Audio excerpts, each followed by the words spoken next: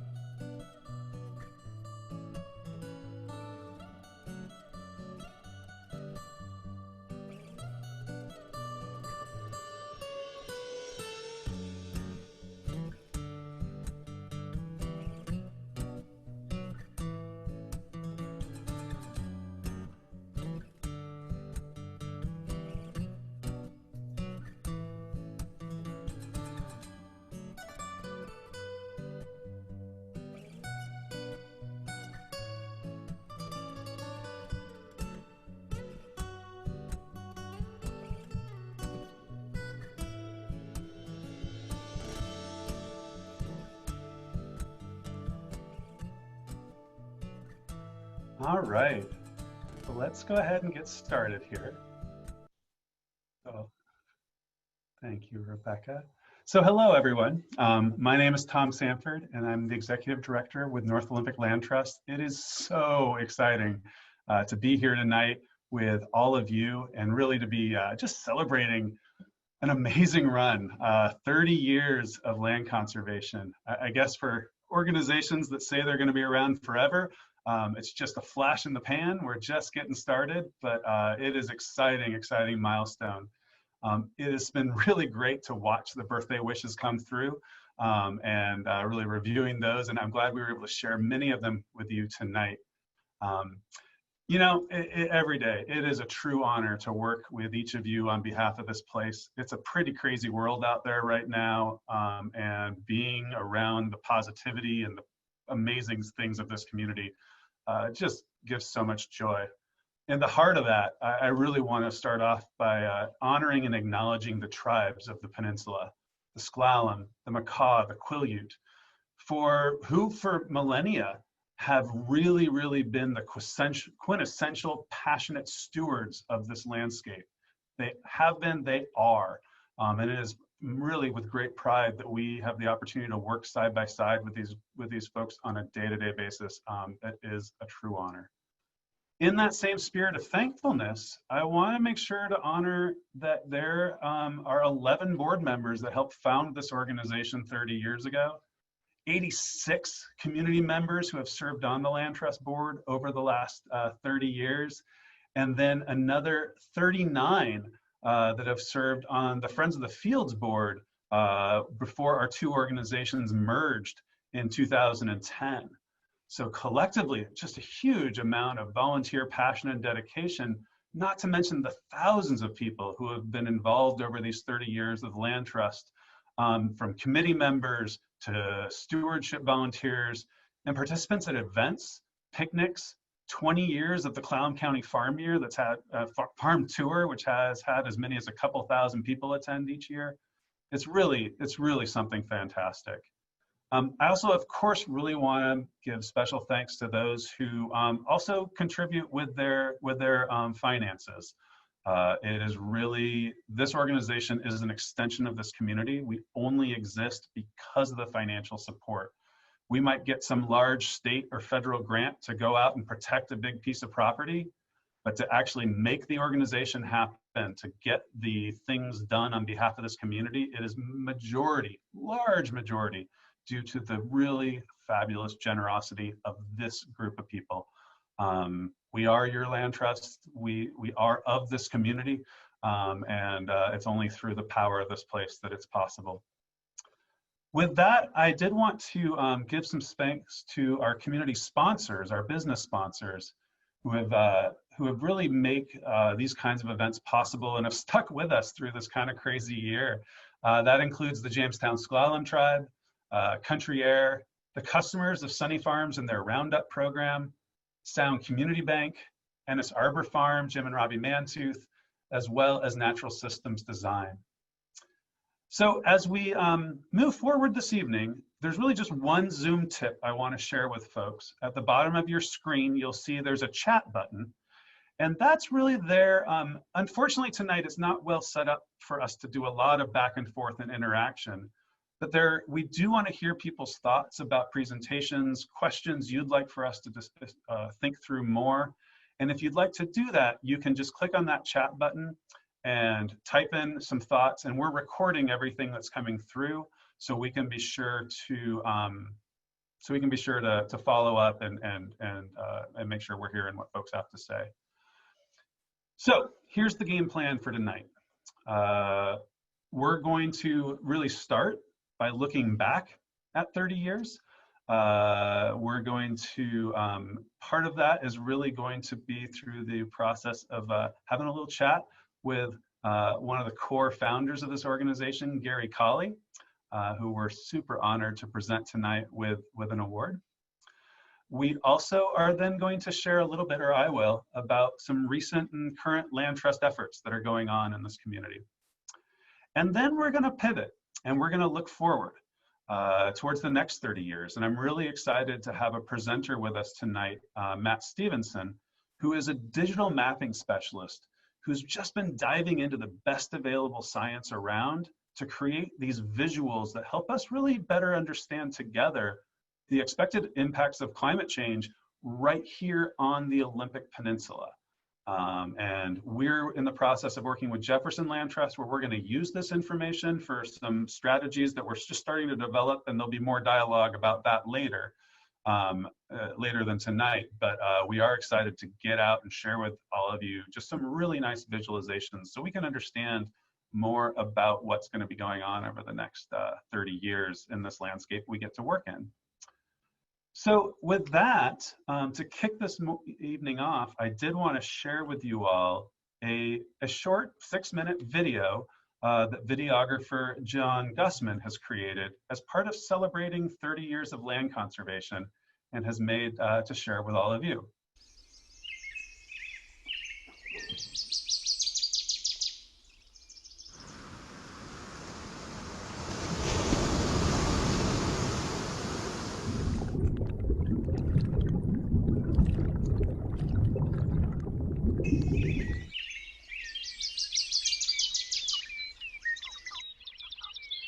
Thinking about our history of how we're all of one and we all gather united, no matter where we come from, no matter what color we are, but what can we do today to make it plentiful?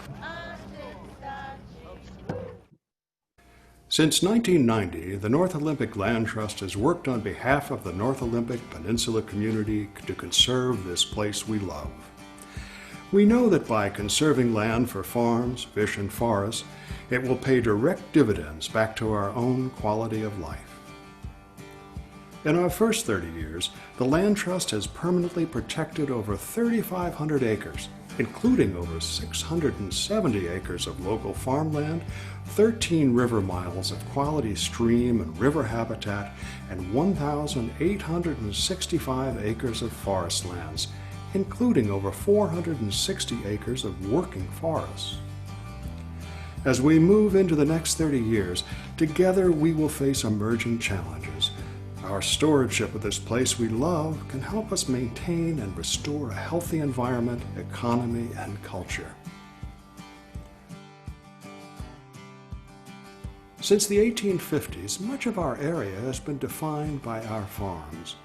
On the prairies, in and around what is now Squim, over 75,000 acres were cultivated as recently as the 1940s. Over the decades, subsistent homesteads evolved into dairies and farmers growing high-quality seed for farms across the country. Today, while our community has lost over 75% of our productive farmland, what remains provides high-quality fresh produce and products enjoyed by local families, as well as folks across the water in Seattle and beyond. Following in the footsteps of our predecessor, Friends of the Fields, the Land Trust focuses on providing this community with secure access to fresh local food and supporting local farm families. In the Pacific Northwest, ecosystem health is directly tied to the vitality of its local rivers and streams. The best indicator for river health in our area is its ability to provide vital salmon habitat. Over these past 30 years, the Land Trust has worked with local tribes and other partners to protect over 13 miles of the community's riverways. In early 2020, this included the permanent conservation of River's Edge along the Dungeness River. In partnership with the Jamestown Sklallam tribe, over 100 acres along the Dungeness River was protected, some ideal for farming, some for restoring river habitat. This effort preserves vital farmland, creates fabulous spawning habitat for the salmon, in turn helping feed local orca, and maintains access for the public to enjoy its incredible beauty. Similar efforts have worked to save lands along familiar waterways like Ennis, Seabird, Salt, and Elk Creeks, as well as the Pisht, Klallam, and Kalawa rivers. With dam removal completed, the Land Trust seeks to protect critical salmon habitat along the 6 miles of the Elwha River between the Olympic National Park and the Strait of Juan de Fuca. In this community, our forests are key to our ecology, economy, and culture. These lands provide valuable timber, bird and wildlife habitat, and carbon storage.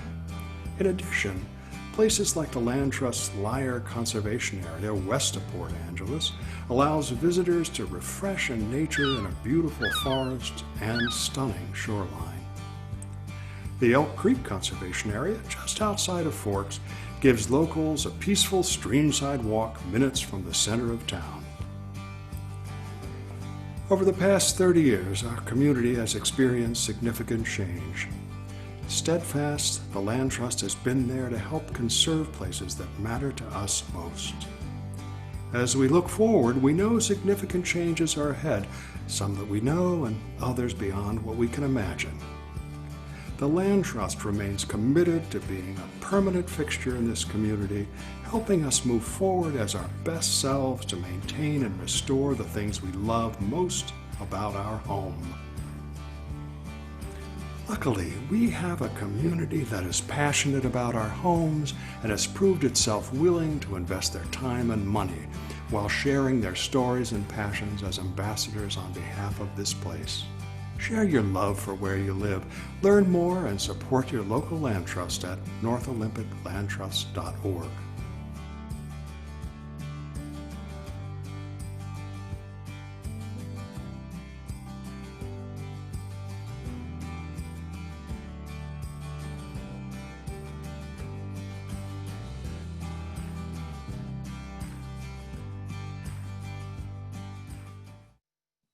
You know, our community is just so fortunate to have some of the artists that are in this place. I know earlier this year we were able to honor Pat O'Hara for his amazing photography to discover the natural world and the peninsula in particular. And to have John Gussman and the skills that he brings to videography. If any of you have not ever seen Return of the River, his hour-and-a-half long video about the Elwha, it is well worth the view, as well as he just for the last week or so, PBS just aired a special by John that includes some footage from John that has about 15 minutes about Elwha recovery. That is just fabulous. So thank you, John. And in the spirit of thinking back, as well as who we really want to make sure we honor, over the last few years at Land Trust events, we've had the ability to really note a diverse array of community members for their incredible impacts here for land conservation on the peninsula. Each year at the Harvest Dinner, that's include giving out the Farmer of the Year Award. At our conservation breakfast, we've been giving out the Outstanding in the Field Award, really focused on other groups and community members that are just doing great things.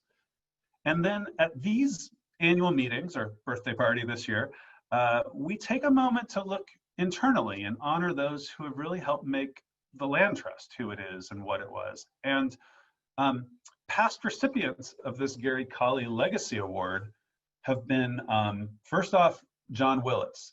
And after that, we honored the founding boards, including Gary, of North Olympic Land Trust and Friends of the Fields. The third year was for, we honored Jim and Robbie Mantooth. Then it was the Land Trust stewardship crew, those folks out there volunteering all the time. A couple years ago, we honored Harry Lydiard. And then last year, it was the planning committee that really is responsible for making the Harvest Dinner come off each year as this massive, amazing volunteer effort. Well, this year, as a part of our 30th, it is beyond extreme pleasure that we're going to be able to give this award to the man for whom the award is named after. We're excited to give the Gary Colley Legacy Award to Gary Colley. As tonight we celebrate him as the brainchild, 30th anniversary. It is really the perfect time to acknowledge his amazing impact.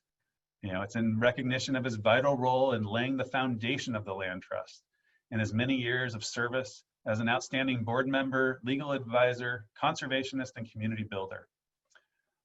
Just a couple quick words about Gary, and you probably take that down off the screen if you want, Rebecca. Gary has served this community for decades as a local attorney and was deeply involved in many activities that really led to this idea of starting a land trust in the late 80s. Heard what happened over in Jefferson Land Trust in 1989. It's like, we're gonna do that here. And saw that and made it happen. And working in partnership with the original board, he helped really lead the organization through its first 2 decades. He served on the board until 2012, and through those early years, it was a completely volunteer-run organization. And Gary took the lead on the land conservation projects, bringing his legal expertise, and he was really the one behind our organization's first 75 protected properties, over 2,500 acres. And that's just, a minuscule idea of the impact. In addition, right as Gary was just about to move on from the Land Trust and retire, he made sure that we became an accredited land trust. He led our initial accreditation relationship with the Land Trust Alliance. And I'm going to talk more about that later, but all I can say is by us becoming a nationally accredited land trust, it has changed the trajectory of this organization every single way that's possible. And Gary, we are so grateful for that. So I could go on for a long time with a litany of praises, but I think you'd probably rather hear from him. So with that, I'd like to turn this on over to Gary as we present him with the 2020 Gary Colley Legacy Award. So ladies and gentlemen, Gary Colley. Start video. Oh, here I am. Oh, Gary, I meant to tell you, it's weird doing Zoom events that you don't hear the uproarious applause that I can hear out my window here in Port Angeles right now for you. Okay, well, thank you, Tom. Yeah, it's somewhat humbling to receive your own award, but I appreciate the thought that went into this, and this gives me an opportunity to talk to all of those people out there who have continued to carry on this this organization for all of these 30 years.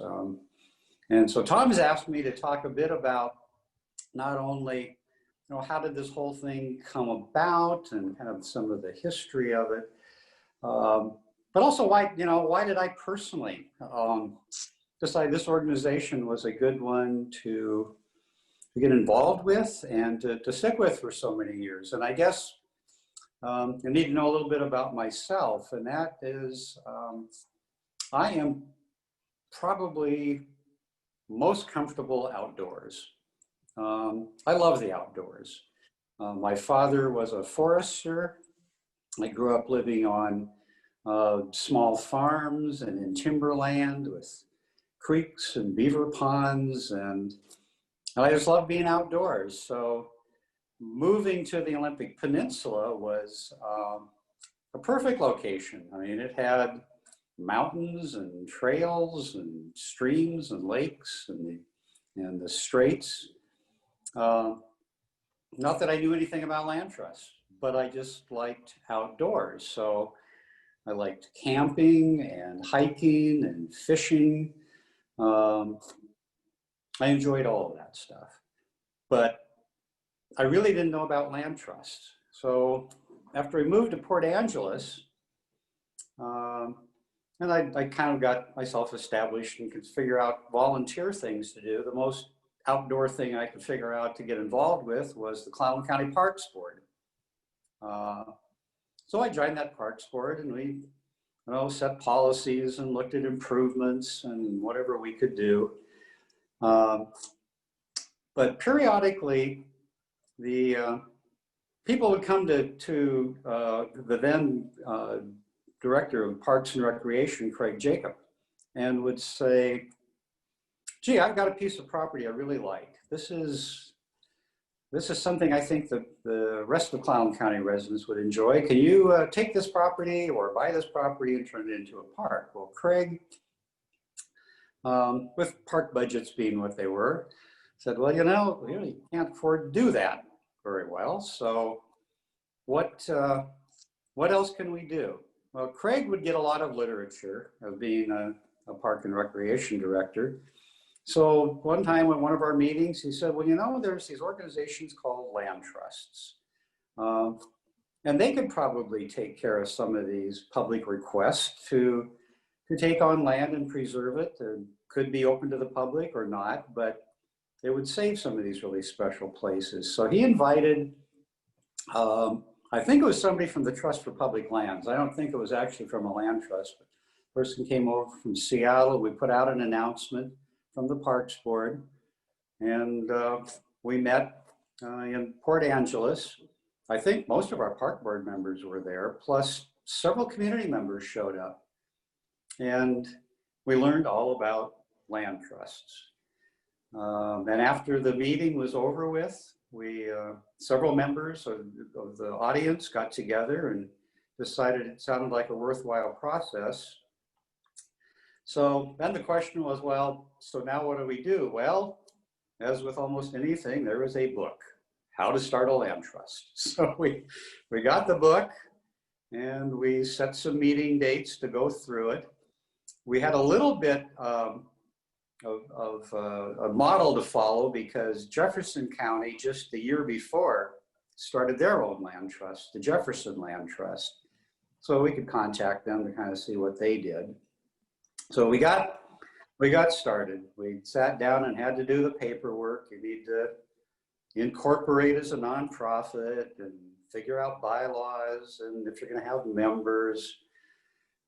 If you want donations, you have to make an application to the IRS for what's called 501c3. So we spent a lot of time just doing kind of boring paperwork. But on October 22nd of 1990, we became officially incorporated in Washington as the North Olympic Land Trust. And this meeting could very well have been a week ago when our actual birthday was, except I had just come back from 2 weeks of living in a wall tent, huddled around a wood stove in a lot of rain. And I begged Tom to give me a little time to get used to society and internet stuff again. So this is almost our exact birthday, but not quite. Getting started, I mean, the board members who are still around from those beginning years, it was kind of slow and not real exciting, because even though we were officially now a corporation, well, how do you go about actually getting somebody to say, I want to give you a conservation easement, or I want to preserve my land. Well, I mean, we knew we had to do things like get word out to the community. We needed dollars. You got to do some kind of fundraising. So we started in with some of the fundraising, and we had a lot of very great musicians locally who were willing to donate some time. So we put on music events, and I got to tell you, we were thrilled when we made $200 or $300 so we could actually open a bank account. But it wasn't going to buy a conservation easement. It wasn't going to hire any staff. So we went quite a while. And then we actually had a couple who came to us who learned about our land trust and said, boy, we've got this piece of property we really like. We're hoping your organization can help us. So we thought we were going to do our first conservation easement. It was a couple that had property on McDonald Creek, and boy, did they take care of it. They had paths, they had plants they maintained, and markers identifying the plants. So I tried drafting my first conservation easement, and there was a book for that, how to draft a conservation easement, and I got some samples. But when they read it, it became clear that their idea and our abilities didn't quite match, because they really wanted a volunteer organization that could help maintain their property as they had, living on it full time. And none of our board members raised their hands saying they'd be willing to do that. So that one didn't quite happen, but at least somebody knew about it. So then we're now into it about 3 years, 1993. We got another contact about preserving land, and this one too wasn't quite going to turn out to be a conservation easement. There were a group of people who lived in Dungeness Meadows, which was a development along the river, and they had formed a corporation and owned a part of that development. The only problem was that the part that they owned became basically an island when the Dungeness River decided it was going to change its course slightly. So they couldn't really do anything with it. And I mean, it fit our model for having riparian habitat for salmon perfectly. So they gave us all of the stock to this corporation. So now we owned a corporation that owned a piece of property, which was kind of close. I mean, at least we had something.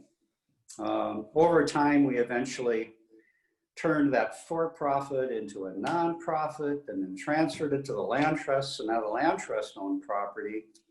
And later, we actually turned that property over to the Jamestown tribe. They were doing a lot of good salmon restoration work, and have really taken on the Dungeness as a project. So they figured they would be better stewards for that than us. So we're still sitting around trying to figure out what to do with no real conservation easement. We decided by then we'd had enough little fundraisers, and we had some members who were paying membership dues. We had our first part-time official executive director. We had Karen Myers, who came to help us. She actually had worked with the land trust board and knew something about land trusts and conservation easements, which more than I can say for most of the rest of us on the board who were still trying to learn it. So Karen, I know, was probably had, some frustrations. We were a brand new board. She'd been with experienced boards, but she helped us with trying to figure out, well, you need policies, you need to get word out better, you need to do better fundraising. So we slowly progressed along. And along came John Willits. I tell you, John Willits was very important to this land trust, because he donated the first official conservation easement for our land trust. He owned property down along the mouth of Dungeness River called the Quacker Farm. He loved ducks and geese. And we did our first official conservation easement. That was 1995. So it's been around 5 years before we actually got what we thought we were going to set out doing initially. More time was then spent going out and speaking at community groups, go to chambers and business organizations, trying to explain this concept. I got to say there was some misgivings and a little mistrust about land trusts at first. People thought that it would lock up land, take it out of the tax base. Other people would be taxed more. And it was difficult to always explain that most of the lands we were interested in were these properties along waterways. They were farmlands or they were timberlands, which already had very low taxes. And it wasn't our mission to own land. It was with the conservation easement, the landowners still owned their land.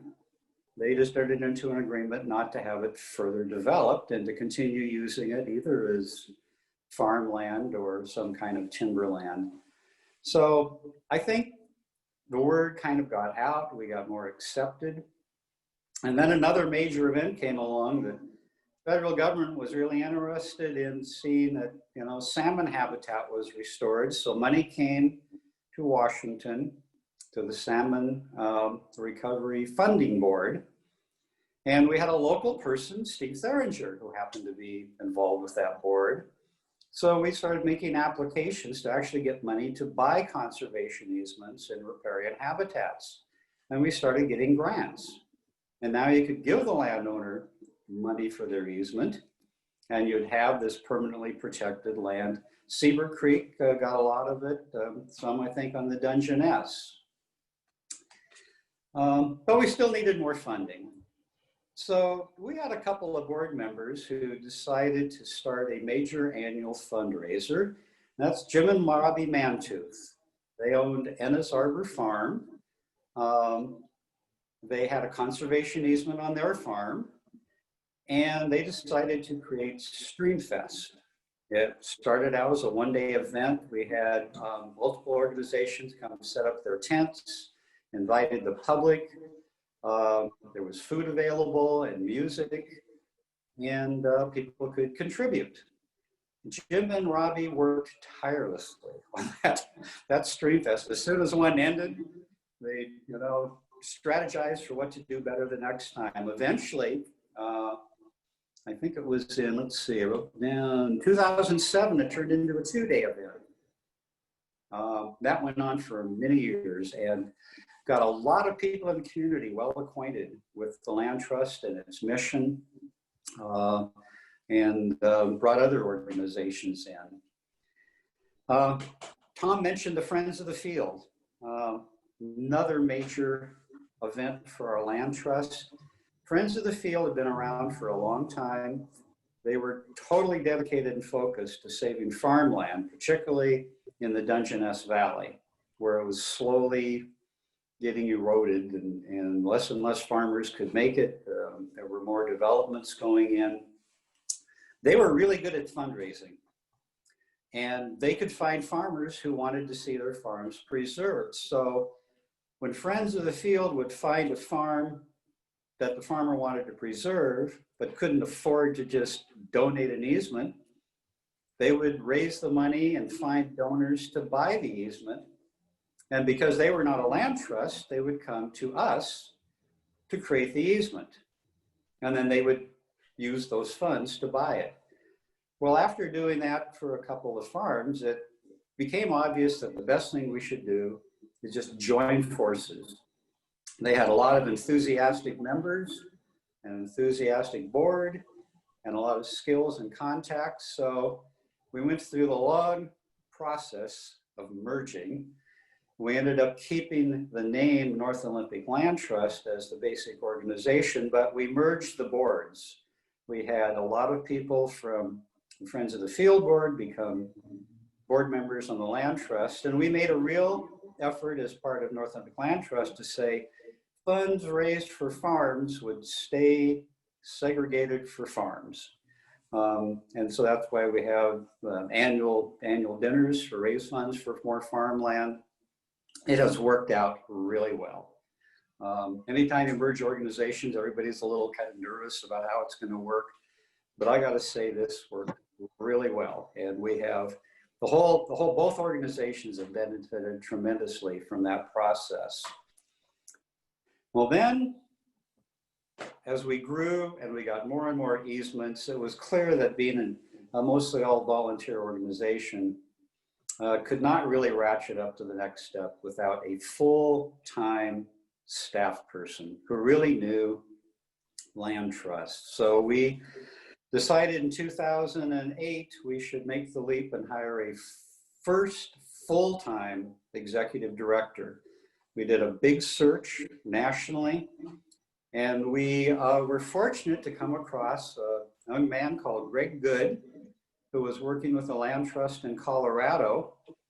And he came up here, and by then we had a little small office with Greg. We needed to expand. So in the Morse building, we moved down a few doors and got a bigger office.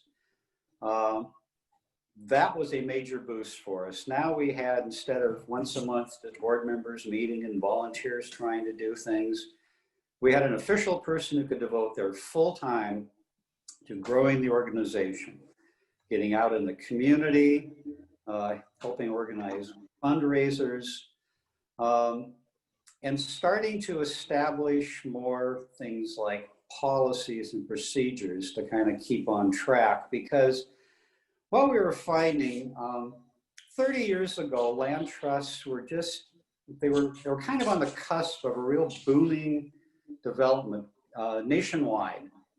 Washington alone has over 30 land trusts now. And well, we were on the front end of it. There was a national organization called the Land Trust Alliance. They did a lot of things with lobbying for conservation issues, and they really wanted to help small community land trusts get sort of standardized. We needed to have, if we were going to have credibility and do our jobs, we needed a model to follow. So they came up with this idea of becoming accredited. Well, when they first started that, they had a pilot program. And we decided, rather than applying initially, we would take their pilot program application, and we spent weeks. We had a little committee of board members. We spent weeks trying to decide, did we meet these standards? And we were woefully lacking in a lot of policies and procedures, and even setting aside funds for various categories. So we spent months doing this first application. Well, then when we could finally do an application, we already had a model to follow. And by then we were much better at having filled out and accomplished our policies and our procedures we needed. So we made our application, and lo and behold, we got accredited. And of course, it didn't hurt by then that, you know, Greg Good had decided he was going to move on, and he got hired by none other than the Land Trust Alliance. And he got hired to be in the accreditation department. So we had a lot of help from Greg on figuring out what we needed to do to become accredited. And that led us to a really big year. So in 2012, two major things happened. We got our accreditation. So we became an official accredited land trust with our stamp of approval. And we had to hire a new executive director. So we had several local talented people, and it was a tough decision, but I gotta say, we were really pleased to offer the job to Tom Sanford, who is still with the Land Trust, and I hope stays for many years to come. He has done a tremendous job of connecting more and more with other organizations and governmental entities and tribes and the Land Trust Alliance. We have benefited tremendously from his help. We now have more staff members that I can even keep track of who are doing all of these jobs to keep the Land Trust moving ahead. I was going to say we now have over 3,000 acres, but I heard from John's, it's over 3,500 acres now. And the partners are tremendous. I mean, you saw the list of sponsors, but we've got Timber companies we've worked with, like Maryland Ring and Green Crow. We've worked with both the Makah tribes and the Jamestown tribe. We've worked with Clallam County and the Conservation District, and multiple businesses and supporters. Sound Community Bank has really helped out with an even bigger office that we've got now, and multiple businesses in the community. And then all of our individual donors and members. It has actually kind of shocked me. I mean, if 30 years ago you said, well, this is where you're going to be today, I don't think I would have quite believed it, particularly as we sat around in our early years looking at each other, wondering when we're going to get our first easement. So that's kind of my summary of past brought up to, I guess, now. I really, really want to thank all of you, all of our past board members, current board members, all the volunteers, and all the supporters who made this organization what it is today. And I just see nothing but a grand future ahead. So thank you for the award. I appreciate it. Yay, thank you, Gary. And again, Gary, you can't hear the noise in Port Angeles right now, but there is whooping and hollering outside. It's pretty amazing. Well, I'm going to turn off and turn this back over to you. But again, thank you very much, guys. Yeah, thank you, Gary. As you can tell, what a wonderful thing for an organization to have the honor of someone like that is getting things going and is going to stick to it for a couple decades, get it rolling, and then provide scaffolding for others to come in now, and a really amazing, talented board and staff today that are able to run on that legacy. And you can see right away why there's an award named after him, and his trophy room will now be decorated with the pride of the land trust. So thank you, Gary. With that, there's two more things we wanted to do this evening. One, I just wanted to give you a very short update about what's going on in land trust world, and then I'm excited to turn it over to Matt Stevenson, which I think you all are really going to enjoy. So in the spirit of getting things ready for Matt, I just wanted to share with you just a couple quick things. So as Gary was saying, the land trust is all across this county. 3,600 acres, tons of farmland, miles of river habitat, straits, shorelines, wetlands, and more. You know that there are certain places that are sitting there and available for you as the public to go and visit. And during this time of COVID, we've worked really hard to keep these places open and available. Elk Creek, Pisht, Lyre Conservation Area, Seabrook Creek, some of the most beautiful places around. Gary just mentioned how we make sure to do all of this work following the best practices, because that's what it takes to stay accredited by the Land Trust Alliance. In addition to being one of the about 400 accredited land trusts, we're also one of, I believe, 24 land trusts in the country that are part of their Leadership Excellence Program. And that's just a huge, huge honor, but it also really makes sure that we keep doing things the best we can. I did want to share that in this year of COVID, yeah, it's been hard. It's not as much sleeping. I have less hair. It's tricky. At the same time, the leadership of this organization for years has really focused on saying financially, we need to be here forever and build enough reserves that we can last any kind of hiccup. So that means that we're well built. I will say that the payroll protection program of the feds was a huge support this year. And I was actually on a phone call with Derek Kilmer this morning, just happened to happen. And it was really good to be thanking them directly for that support. And to Sound Community Bank, who did our loan and were just phenomenal to work with, and made it so our loan's already been forgiven. Huge, huge thank you. It really gave us the security as we came deeper into this year, not sure what was going to happen with fundraising, because, you know, no longer could we have a big group of people coming together at Vern Burton or doing picnics. And instead it was turning into this kind of thing. And, you know, it really, but that PPP loan allowed us the ability to this year say, let's not, right here in March, April, let's not worry about fundraising for the Land Trust. Let's work together with our partners at Jefferson Land Trust and North Olympic Development Council, WSU Extension, and together we raised $70,000 much of it coming from this group, to go directly to farmers now, put money in local farmers' hands. Those farmers are now paying that back by giving the same amount of money, well, not money, produce, product, on to local food banks. And it was just great to see this community come together for that early on in the year. Later on, we started thinking about ways we could connect with people when you can't run a big harvest dinner. And the Harvest Farm Share program was created, and tons of people came together to say, I want to get my Harvest Farm Share this September. And it was really fun to get those out into the community. While the pivots were going on behind the scenes, we were so excited to work with the Jamestown Sklallam tribe and purchase the 104 acres of River's Edge. And a fun little slide, if we hadn't have been able as a community to purchase this land, we had a concern. This was a potential. And now with the tribe, we know that we're going to be able to get some nice new habitat for the river to flow and salmon, while at the same time maintaining this as farmland forever. And that's a done deal because of the huge fundraising lift of this community last year, partnered with some nice support from some outside of the area, things like state money and the Land Trust Alliance.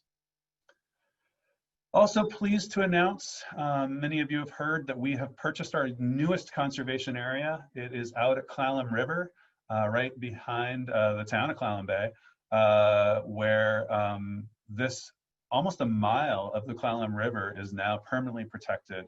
Over the next couple years, we're going to be working, those of you native noxious weed specialists will note that this pretty picture is chock-a-block full of invasive species.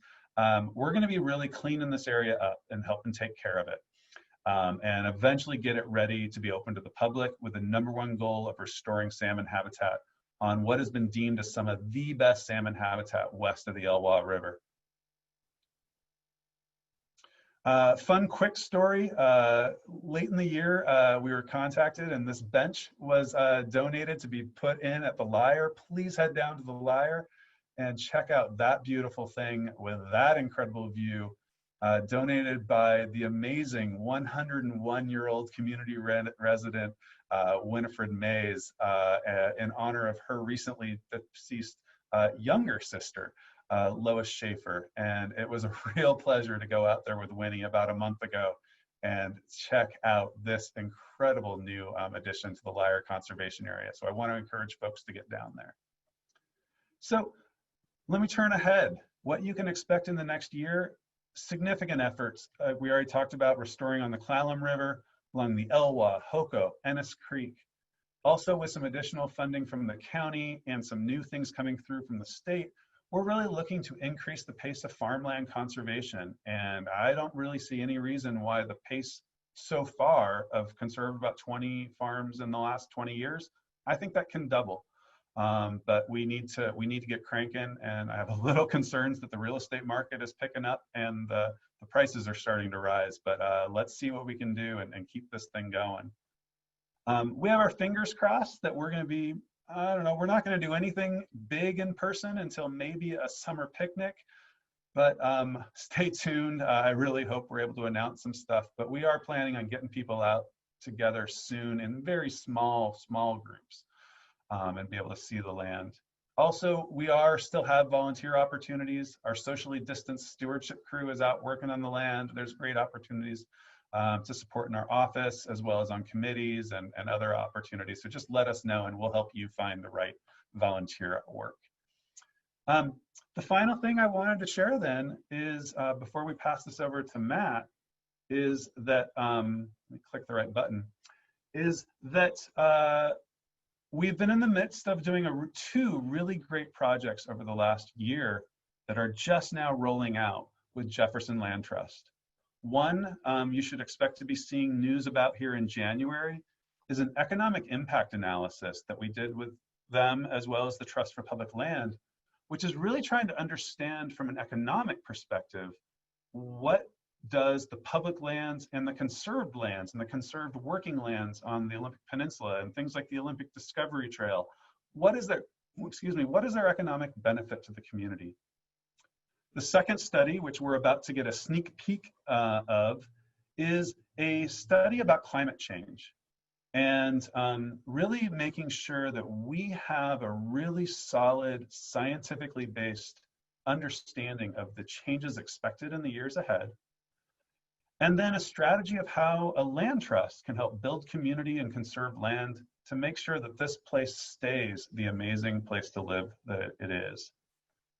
What we're about to see with Matt Stevenson in about a 10-minute presentation, 15-minute presentation, is Matt is going to tell us, he's not going to get into the details of what the land trusts are going to do. Frankly, we're still working on that. But the part Matt has down is bringing on the lens of diving deep into the scientific literature and then creating beautiful maps that he'll share with you that tell the story of what we expect to see here on the peninsula. Now, we all know it's not a good party until you start talking about climate change. But we really feel like this is a great way for us to not just sit there and fear things we feel like we can't do anything about, but really start to understand, okay, I understand. This is what we see happening over the next few years in our community, 30 years maybe out. What are we going to do? How do we keep the livability here? So while tonight isn't well set up for back and forth Q&A, I would like to ask you if you end up having questions, or more specifically, questions that, ooh, I am now thinking about this issue. Can you, as you're doing your analysis, really dive deeper into this question? Go to the chat and type it in. We're recording everything that comes through, and that will really help us as we further our plans and keep this thing going. So with that, let me take a quick look at my notes and make sure I said everything I wanted to. I did. Oh, that's a new thing. So with that, I want to turn things over to a special guest that I love, who isn't from the peninsula, because what that means is that he is bringing, what does the data show us? His heart knows it's amazing, like we all do, but this is a data-driven study about what is going on here on the peninsula and what we can expect in the years ahead. So with that, with Core GIS, I'm excited to introduce to you all Matt Stevenson. Thanks for that introduction, Tom. Tom's right. I'm based in Seattle, but my family and I have been going over to the peninsula every year for about 20 years for camping and mountain biking and sailing, and I've always loved it there. But it's been such a pleasure to work with your organization and Jefferson Land Trust and to learn even more about the geography and all the great work that your two organizations are doing. And I have to say, I was impressed with your organization before, but after hearing about the history and all of the accomplishments, I'm even more impressed and really honored to be speaking to all of you tonight. So thank you for the invitation. I'm going to go ahead and share my screen and we can get into looking at some maps. All right, let's try this. Please let me know if you can see the title slide. We're going to be talking about mapping climate change and trying to identify places that will be resilient in the face of climate change on the Olympic Peninsula. I'm sure this crowd doesn't need an explanation for what climate change is. As we all know, human activities and the associated pollution, carbon pollution that we produce have already led to a lot of noticeable changes in our climate and ecosystems, and more changes are coming. Fortunately for us, there are a number of efforts underway to really understand, measure, and map these changes. So the maps that follow are going to provide an introduction and a pretty brief overview of some of the data that we've collected over the last several months and that we have synthesized and are really starting to analyze now as part of this collaborative effort that Tom described between the North Olympic Land Trust and the Jefferson Land Trust to conduct what we're calling climate resiliency spatial planning. So you've probably all seen global climate change models mapped out at the global scale. These are commonly shown on news sites and magazine articles and so forth. And you've probably also seen some national climate change models that are trying to downscale this information to the state or even the county level. But what we've been working with are regional climate change data sets that are trying to translate these global climate change models all the way down to the region where people are doing on-the-ground conservation work, such as yourselves. All of our work with the North Olympic Land Trust and Jefferson Land Trust has been organized around 4 pillars: habitat and biodiversity, working forests, working farms, and community conservation. I'll tell you a little bit about how we're approaching each of those and the questions we're asking later on. But it's important to understand that climate change is going to affect all 4 of these, and in different ways. There will be changes to hydrology, snowpack, stream flow, stream temperature. There will be changes in sea level. There will be changes to the onset of freezing temperatures and winter weather. And there will also be the migration of climate refugees, both within the United States and from around the world. So what sort of changes are we looking at? What's forecasted to happen here? Well, what we're going to start with here is to look at changes to summer stream flow. This is some model data that was produced by the Rocky Mountain Research Station using what's called a variable infiltration capacity model, where they are combining stream gauge records with global climate change models to come up with their best guess about how various climate change scenarios are going to affect how much water is in the rivers and streams in the summer. This forecast is out to 2040. In this map, the redder the color and the thicker the line, the greater the decrease in summer stream flow. So these really heavy, dark red lines, we're looking at something on the order of 40 to 60% less water in the rivers and streams in the summer. However, that's not the full story. So in the winter, we're actually going to be seeing a lot less snowpack. So much of the precipitation that will fall on the peninsula in winter will fall as rain and not as snow. So many drainages will experience higher stream flows in the winter. So similarly to the previous map, the heavier the line, the greater the forecasted increase in stream flow in the winter. Flow isn't the whole story though, of course. There's also temperature. By 2040, the Norwest model, which was also run by the Rocky Mountain Research Station of the Forest Service, they are forecasting temperature increases almost everywhere in the summer. So what we're looking at here is the temperature change forecasted in degrees Celsius to 2040. So the thicker and redder the line, the higher the temperature increase. So the bottom line is that in the summer on the peninsula by 2040, there will probably be less water in the rivers and streams, and that water will be warmer. And there will be more water in the rivers and streams in the winter. Sea level rise is going to happen. What we're not entirely certain about is how much and exactly where. What you're looking at here is an animated GIF of what's called a bathtub model that was produced by the National Oceanic and Atmospheric Administration. This is where they just pour water onto the landscape in 1-foot increments. Ian Miller and his group at the University of Washington have generated a set of probabilities that are predicting or forecasting how much inundation will occur within various reaches of the coastline all around the Olympic Peninsula. What we're trying to do is to combine this bathtub model with the probabilistic model that Ian and his team have produced so that we have a better understanding of which portions of the peninsula will be most at risk for inundation due to sea level rise. Changes in temperature will also have a pretty profound impact on the onset of winter temperatures and the date of the first freeze. What you're looking at here is a map of the date of the first freeze expressed in something called Julian days.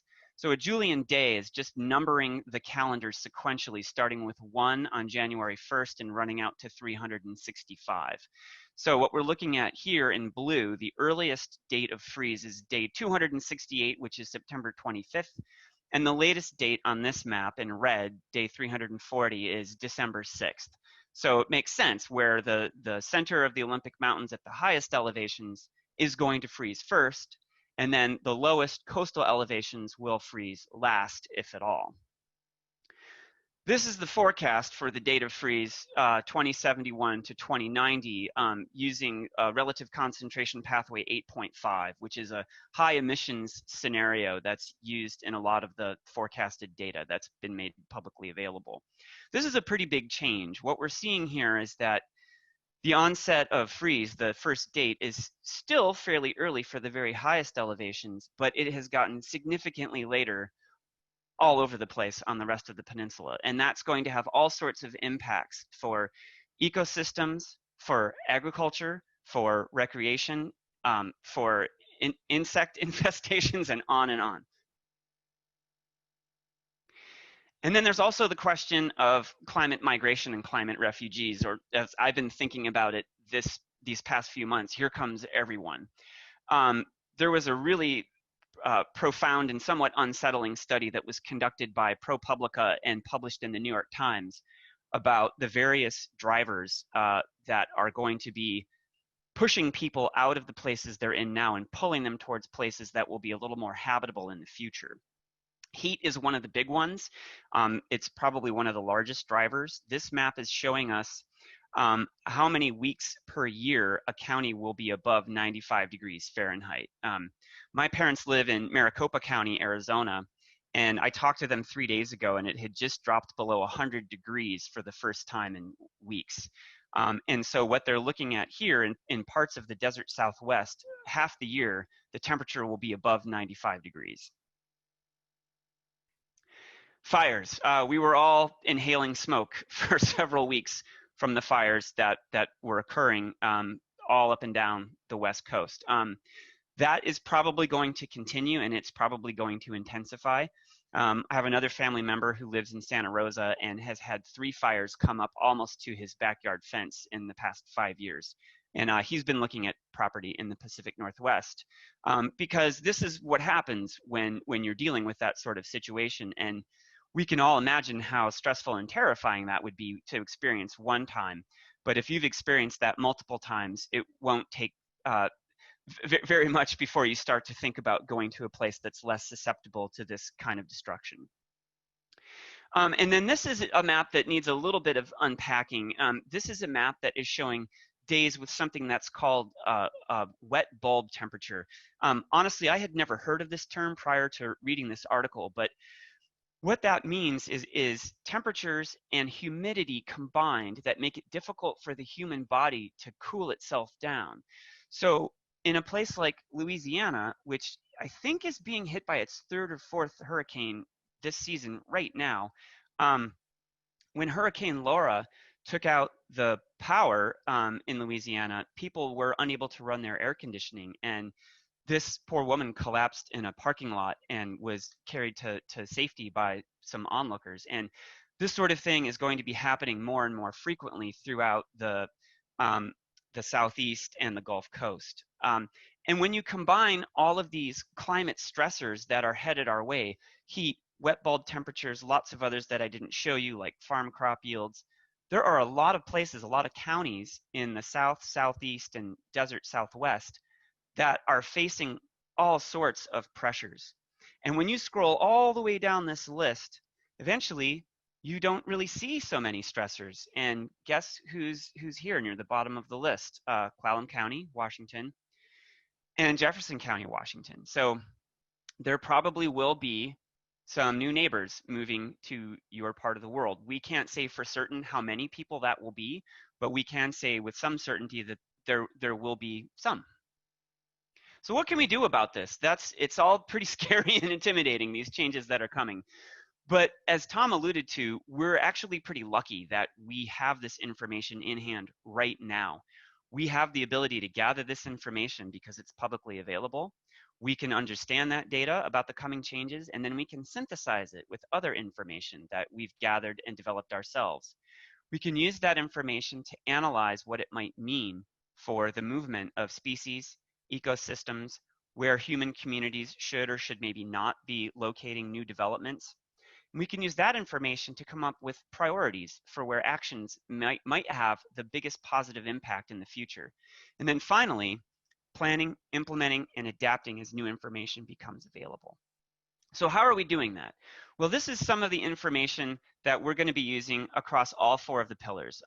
First, I'm going to give you a quick rundown on how each of these pillars is being addressed. For habitat and biodiversity, we're trying to identify parts of the peninsula that are most likely to retain their ecological integrity, as well as to continue to provide connectivity so that organisms and ecosystems can move through the landscape as the climate changes. For working forests, we want to make sure that this important part of the community and the economy can maintain its activity and its livelihood. So where are those places that will maintain robust productivity and provide opportunities for carbon sequestration over time? For working farms, as Tom talked about, and I'm glad that I picked the same picture, it's important to maintain these places to grow food and fiber and provide the vibrant community resource that it is, and to identify farms that will continue to have adequate water supplies. For community conservation, we want to understand where are the places, the open spaces, the scenic vistas, and recreational amenities that make it such an amazing place to live and to visit. But then we also want to understand where development should probably not go and where it might be more appropriate for it to go, as well as where it might be likely to go. And again, to try to identify areas that are most suited for water retention. So I'm just going to show you a handful of the over 100 data sets that we've been working with. The main data set that we're working with was provided to us by the Nature Conservancy, and it deals with climate resilience, which is a composite of lots of different variables, such as elevation, slope, soil order, and combining those 3 things together, we can come up with what are called land facets. And the idea here is that by protecting geographically dispersed representative examples of each and every combination or geophysical setting of soil type, climate, etc., you will most likely be able to foster and maintain a diversity of biota in the future, but it's probably going to be a slightly different biota than you would be protecting today in those areas.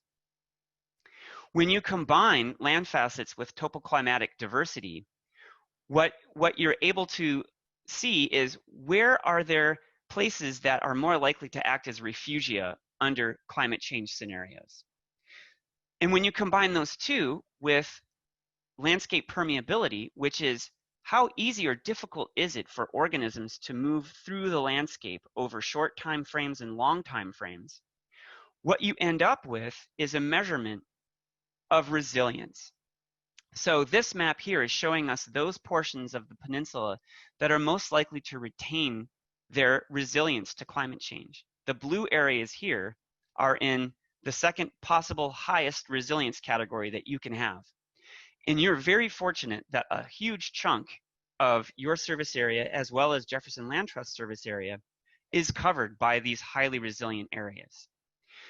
So even though a lot of it is within the national park and the Forest Service lands and the wilderness, there's still a lot of work to do to connect these places up and to provide connectivity for organisms to move. And this is the more generalized version of that resilience data that we are working with. We are using similar data that's focused on resilience and productivity that was shared with us from the American Farmland Trust. We have developed our own water retention index using leaf area index data provided to us by the University of Wisconsin, as well as a bunch of other inputs to come up with a map of places that we think will be more likely to retain water in the future, which are the dark green areas here.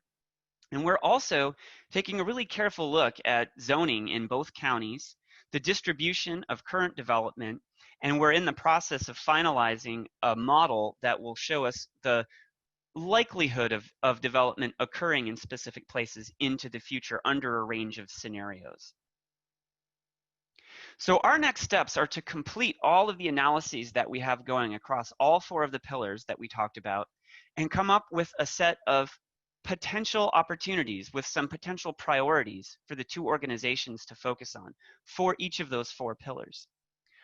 We will be documenting and transferring the data sources, all the methods that we use to conduct these analyses, and transferring both the maps and the underlying data to North Olympic and Jefferson Land Trusts. I know the land trusts are planning on sharing the results with the community when the time is right. I think that will be sometime in 2021. And then the real work begins, which is the implementation of all of these findings. Well, thank you again for inviting me. Happy birthday to your amazing organization, and I wish you a successful next 30 years. Hey, thank you so much, Matt. That was fantastic. And you know, I know, as you just said, like, oh, here comes the doom and gloom aspect of it. But I mean, for me, I think it's so important as we think about our past 30 years and now pivot forward. How are we being aware of what's happening, being aware of the changes that are there, and then getting ourselves ready to act appropriately and think smart? And you know, I think what a land trust is all about is planning as if we have many generations to come to plan for. And it's only when we take that multi-generational look, like we have learned from our local tribes, it really allows for the potential. And it's only because of the really amazing, great, strong community that's all a part of things here. So huge thanks to Matt. We're going to be rolling information out on this and actually having some community discussions and ways for us to learn more. We're actually also looking to make sure the available that's collected with this study is made available to other groups so they can help other efforts. And really, this is a community effort. This is all being recorded. So if you want to go and check and look at some of that stuff Matt showed a bit slower, head to our website. And we will be able to, you'll be able to kind of watch it and pause it and look at a map closer. It's on our website and our YouTube channel shortly. And, you know, I guess I just want to really end this all with a call for resiliency, a call for us to say how we know we're not in a place that's going to put up big walls and say nobody's allowed to move here. We're going to have changes. How do we embrace that? How do we make that so our place retains its magic, but hey, maybe even becomes even better in many ways? What can we do to just take ownership of our future?